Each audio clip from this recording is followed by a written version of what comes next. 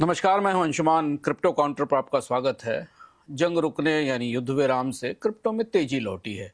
Europe में regulation को लेकर नया काम भी शुरू हुआ है और ईटीएफ में तो इनफ्लो पिछले 2 हफ्तों से चल रहा था, जिसके और बढ़ने की उम्मीद है। तो चलते हैं बाजार में और देखते हैं कि शाम को 6 बजे के आसपास बाजार का क्या हाल था। बिटकॉइन करीब 4.5% बढ़कर $71,800 के आसपास है। 70,000 से ऊपर निकल गया और 70,000 पर एक मजबूत सपोर्ट दिखाई दे रहा है। बिटकॉइन ईटीएफ में इन्फ्लोज भी बढ़ रहे हैं और सेंटीमेंट भी इंप्रूव हो रहा है। इथीरियम 6.5% चढ़ा, 2250 से ऊपर पहुंच गया। कल 2000 से नीचे था। सोलाना 6% बढ़ा है, $84 से ऊपर है। एक्सआरपी में भी 5% की बढ़ोतरी है, $1.38 पर है। मिड कैप टोकन में ओंडो करीब 4% की मजबूती दिखा रहा है। बाजार के फंडामेंटल्स मजबूत दिख रहे हैं। ईरान और अमेरिका की बातचीत शुक्रवार से शुरू हो रही है, जिसको लेकर बाजार में उत्साह है, लेकिन जोखिम बना हुआ है। इधर इंस्टीट्यूशंस के बड़े निवेशकों की खरीद में बिटकॉइन स्पॉट ईटीएफ में कल करीब $471 मिलियन के नए इनफ्लो आए और इन इनफ्लो के साथ बिटकॉइन ईटीएफ पर भरोसा बढ़ता दिखाई दिया। ब्लैक रॉक के आईबिट ने $182 मिलियन के इनफ्लो से लीड किया है। इथीरियम के स्पॉट ईटीएफ में भी करीब $120 मिलियन के इनफ्लो आए हैं। इंस्टीट्यूशनल डिमांड की वापसी का संकेत अब स्पष्ट रूप से दिखाई देने लगा है। रेगुलेटरी डेवलपमेंट में दो बड़ी खबरें। पहली खबर आई अमेरिका से, जहां पर एसईसी के सिक्योरिटी एक्सचेंज कमीशन के चेयरमैन पॉल एटकिंस ने क्रिप्टो एसेट रेगुलेटरी प्रपोजल को व्हाइट हाउस के पास रिव्यू के लिए भेज दिया है।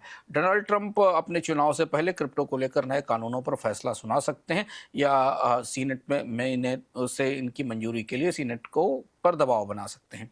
इधर स्विट्जरलैंड, जो कि आमतौर पर अभी क्रिप्टो की प्रक्रिया से थोड़ा बाहर था, उसने अपने यहाँ 6 बैंकों को एक साथ जोड़कर एक नए स्विस स्टेबल कॉइन एजी की शुरुआत की है। इसमें स्विट्जरलैंड के सभी प्रमुख बैंक हैं जो कि स्विस फ्रैंक से पैक्ड स्टेबल कॉइन लेकर आएंगे और इसके लिए एक सैंडबॉक्स, एक नियमों का ढांचा लॉन्च किया गया है।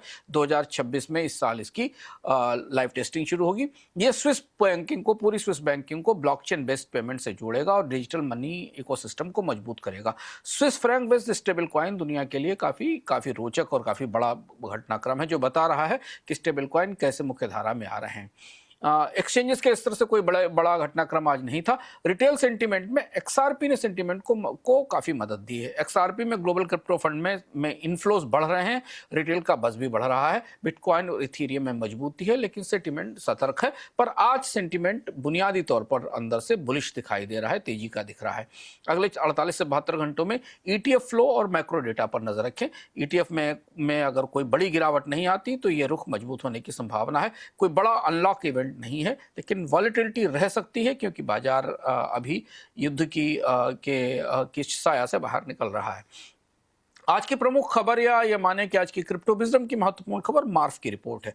मार्फ की स्टेबल कॉइन पर एक रिपोर्ट आई जो ये बताती है कि स्टेबल कॉइन अब सिर्फ ट्रेडिंग का टूल नहीं रह गए हैं, बल्कि ग्लोबल फाइनेंस इंफ्रास्ट्रक्चर का एक मुख्य हिस्सा बन चुके हैं। जो ताजी रिपोर्ट आई है उस हिसाब से दुनिया में स्टेबल कॉइन की मार्केट कैप अब $312 बिलियन पर पहुंच गई है, जो काफी बड़ा आंकड़ा है। और 2026 तक के अंत तक जो सेटलमेंट वॉल्यूम है, यानी स्टेबल कॉइन के जरिए जो तमाम डील्स, सौदे, पेमेंट सेटल किए गए, उनका आकार $50 ट्रिलियन से ज़्यादा हो सकता है। स्टेबल कॉइन पेमेंट, लेंडिंग और क्रॉस बॉर्डर का सबसे सस्ता और 24 घंटे चलने वाला माध्यम बन गए हैं। रिजर्व को लेकर ट्रांसपेरेंसी जरूरी है। आमतौर पर दुनिया के लगभग सभी प्रमुख देशों में जिन्होंने स्टेबल कॉइन को स्वीकार किया है, क्रिप्टो को स्वीकार किया है, वहाँ पर स्टेबल कॉइन के नियम अब सक्रिय रूप से बनने लगे हैं। स्विट्जरलैंड एक बड़ी अर्थव्यवस्था थी जिससे बाहर थी, वो भी स्टेबल कॉइन की मुख्य धारा में आ रही है।